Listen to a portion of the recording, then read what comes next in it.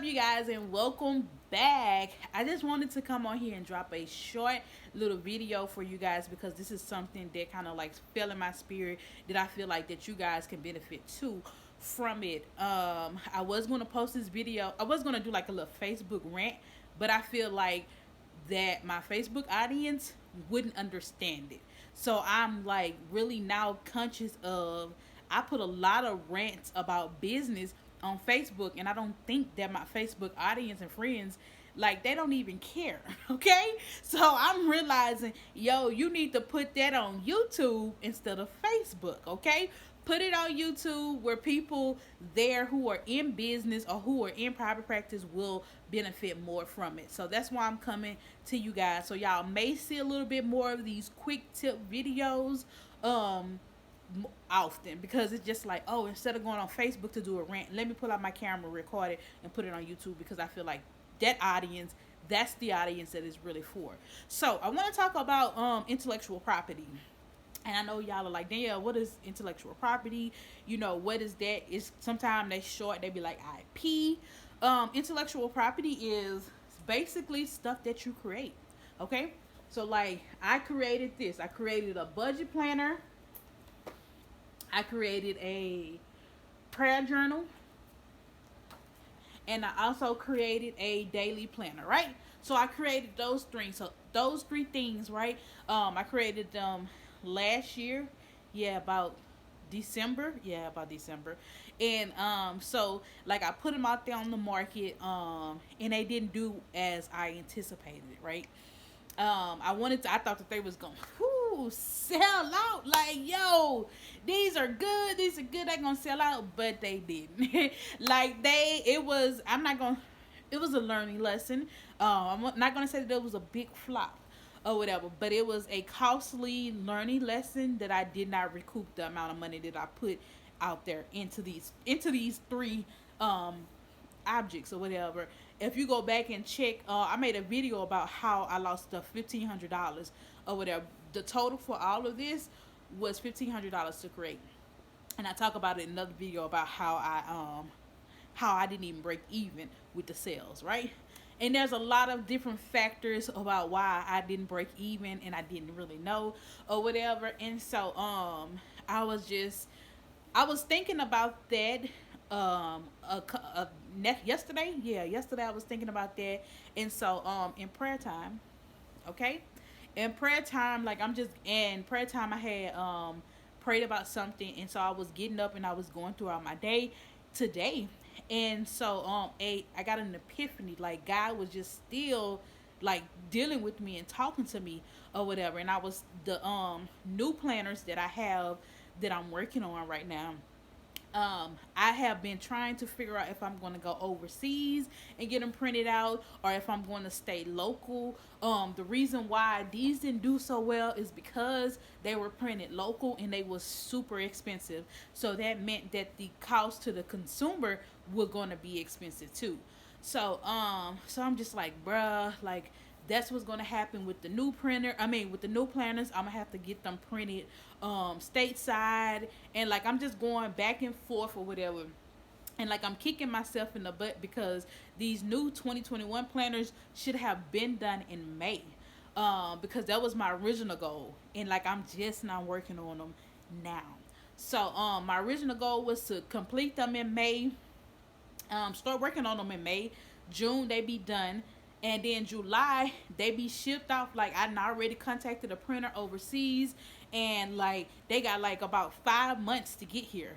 And the reason why I am afraid to get them printed overseas is because of the way that shipping is going right now. Customs has been holding up people's stuff, okay? Custom has been holding people's stuff hostage for like 2 and 3 months. That's not good for a planner. It's already going to take about 30 days, 30 to 35 days to get here. And I just feel like I want to push these planners out by November, December. And I feel like that it won't happen if I get them printed overseas. So like I'm just stressing about that or whatever. And so I was just like going, talking to God about it or whatever, just thinking. And so God was just like, the planners that you have, that you thought was a big flop. He was like, you could have easily had those planners and sent them overseas, got them printed and out overseas and brought back. And he was like, you could have resold them. You could have reignited the planners. He was like, because the information that you have in these planners, especially the budget planner, is something that needs to be out. And I'm just like, what? What?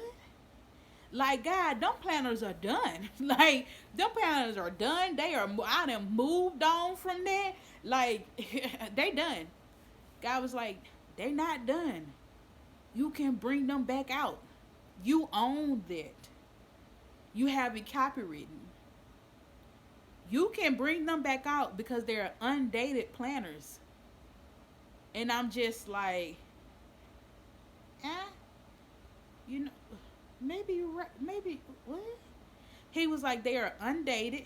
You have the files for it. That's all you need to do is send it over there to the printing company.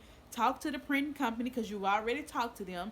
And he was like, you could have really just reprint them and put them back out again because they did not do as well as you anticipated. But the information is still the same and the information is still needed. People still need the planners.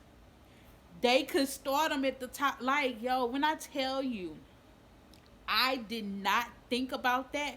In my mind, them planners was done. Like, I'm not even, they done. I got them to say I did them, but to repurpose them and then put them back out there again because they're undated. And that's all I got to do. Like, that blew my mind. And so I wanted to talk about, you know, making sure, you know, when you create this intellectual property, like, you just don't, if it doesn't do what you want it to do, that you just throw it away and you push it to the side. Because that's exactly what I did. Thought this ain't work, okay? This ain't work. We got to do something else. It ain't work. So I need to do something else. I need to move on to the next planner. And God is saying, but that planner that you created, I still need that out. You still can use this. It's still valuable information. You still own this. You have it copywritten. Can't nobody take this away from you. This is yours. This is what ownerships look like.